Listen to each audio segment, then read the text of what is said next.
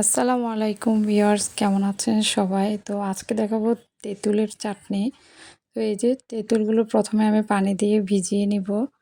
এরপর এই যে সবগুলো বিচি ছাড়িয়ে নিয়েছি। দেখুন পিউরিটি, তেঁতুলের পিউরিটা কত ভালো হয়েছে। যে বিচিগুলো, সবগুলো বিচি আমি ফেলে দিয়েছি। তো এখন বানিয়ে দেখাবো।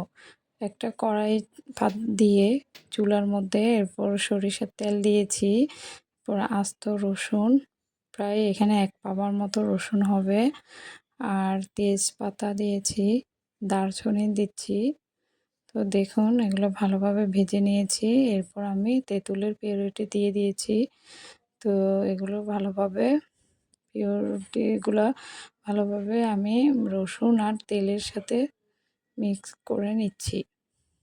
তো এভাবে ভালোভাবে মিক্স করে নিচ্ছি। দেখুন এটা, তো মরিচের গুঁড়ো দিয়েছি, একটু ঝাল করব তাই মরিচের গুঁড়ো বেশি দিয়েছি। ঝাল টকটাই বেশি থাকবে, ঝাল টক হালকা মিষ্টি। তো একটু হলুদের গুঁড়া, মরিচের গুঁড়ো দিয়েছি। তো দিয়ে সবগুলো একসাথে, লবণ দিয়েছি স্বাদ মতো। দেখুন সব কিছু ভালোভাবে মিক্স করে নিচ্ছি।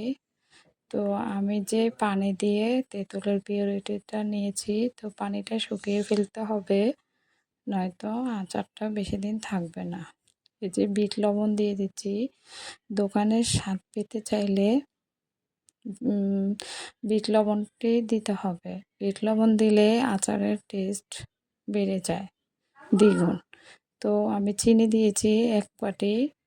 আর এটা হচ্ছে 5 ফোড়নের গুঁড়া, আস্ত 5 ফোড়ন আমি গুঁড়ো করে নিয়েছি। সেই আচারের 5 ফোড়নের গুঁড়োটা দিয়েছি।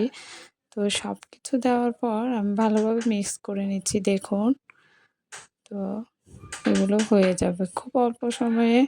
তেঁতুলের এই চাটনিটা রেডি হয়ে যায়, খেতে খুবই মজা হয়। এই যে আরেকটু চিনি লাগবে, আরেকটু চিনি দিয়ে দিয়েছি। তো তেঁতুলটা তো একটু বেশি টক থাকে, তাই চিনিটা সামান্য পরিমাণ বেশি দিয়েছি, তবে অনেক বেশি না। এটা আমি একটু টকই রাখবো। তো সাদিয়া খুবই আচার খেতে পছন্দ করে, ওর জন্যই আচার বানানো, নয়তো তেমন কেউ আমার বাসায় আচার খেতে চায় না। ও দেখুন এটা বানানোর পর কালার। তো তেঁতুলের চাটনিটি কেমন হয়েছে, ভালো লেগে থাকলে লাইক কমেন্ট শেয়ার করবেন। আসসালামু আলাইকুম, আল্লাহ হাফেজ।